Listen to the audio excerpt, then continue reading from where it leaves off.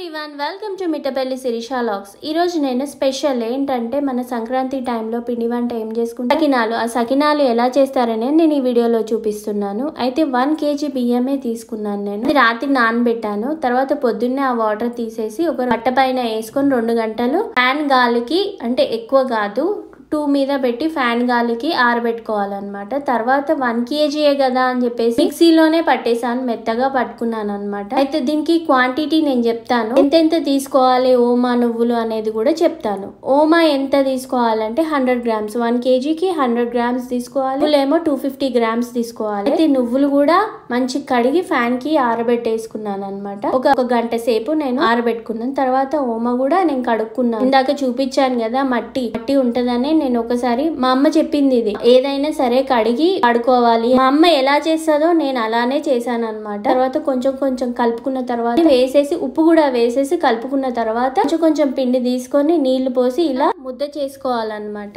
మనం సకినాలు మంచిగా చుట్టడం రావాలి అంతవరకు కలుపుకోవాలన్నమాట.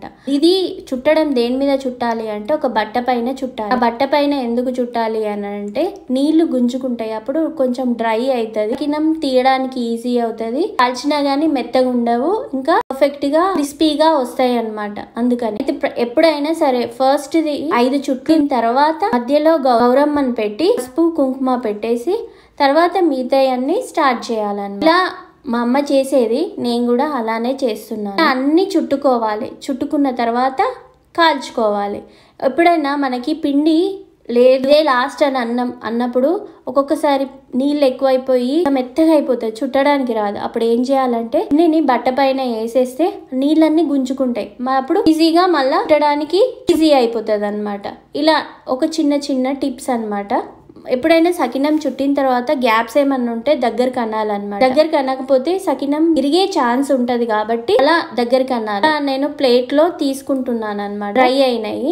ఇప్పుడు స్టవ్ పైన తీస్తున్నప్పుడే స్టవ్ పైన నూనె పెట్టి వేడైన తర్వాత ఇవి తీసుకెళ్లి అందులో ఫ్రై చేసేసుకున్నాను. ఇలా మేము సకినాలు చేసుకుంటాం అనమాట. ఈజీగా తీయడానికి సీకులుగా ఉంటాయి అన్నమాట, కానీ నా దగ్గర లేవు. సో నేను ఉంటది కదా మనం చపాతీలు కాల్చేసి సరాతం, దాంతోటి బ్యాక్ సైడ్ తోటి తీసాను అనమాట. ఇలా ఒక ఐడియా అనమాట. ఎవరికన్నా ఇలా లేకపోతే తీయడం ఎలా అని అనుకుంటారు కదా, ఇది ఒక టిప్ అనుకోండి. ఇప్పుడు బయట కూడా సకినాలు దొరుకుతున్నాయి, కానీ మనం ఇంట్లో చేసుకుంటే ఎంత బాగుంటుందో. ఇంకా పిల్లలు కూడా హెల్ప్ చేస్తూ ఉంటారు, దాంతో మన పిల్లలతోటి ఆ ఎఫెక్షన్ అనేది, కమ్యూనికేషన్ అనేది పెరుగుతూ ఉంటది అనమాట. సకినాలు చుట్టడం రాని వాళ్ళకి ఒక ఐడియా అన్నమాట. ఏంటంటే మీకు ఒక సర్ప్రైజ్ ఏంటంటే వీడియోని స్కిప్ చేయకుండా చూడండి. అదేంటంటే మనము కవర్ లో, పాల కవర్ గానీ ఏదైనా కవర్ తో కూడా సకినాలు చేసుకోవచ్చు అనమాట. అయితే నేను ఇండియాలో ఇక్కడ సకినాలు ఇలా చేశాను కదా, అయితే మా అన్నయ్య US లో కూడా సకినాలు చేశాడు.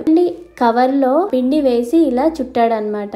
అక్కడ సకినాలు ఏవైనా గానీ స్నాక్స్ కొనాలంటే చాలా కాస్ట్ ఉంటాయి కదా, సో ఇంట్లోనే కొన్నాడు అనమాట. నాకు పిక్స్ పెట్టాడు, సో నేను నీకు షేర్ చేస్తున్నాను అనమాట. మా చిన్నోడు ఇంకా మా అమ్మాయి కూడా చెప్తున్నారు అనమాట ఎలా ఉంది అనేది సకినం.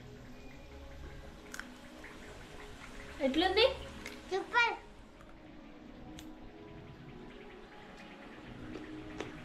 ఎట్లుంది? సూపర్ టేస్టీ, అద్భుతం.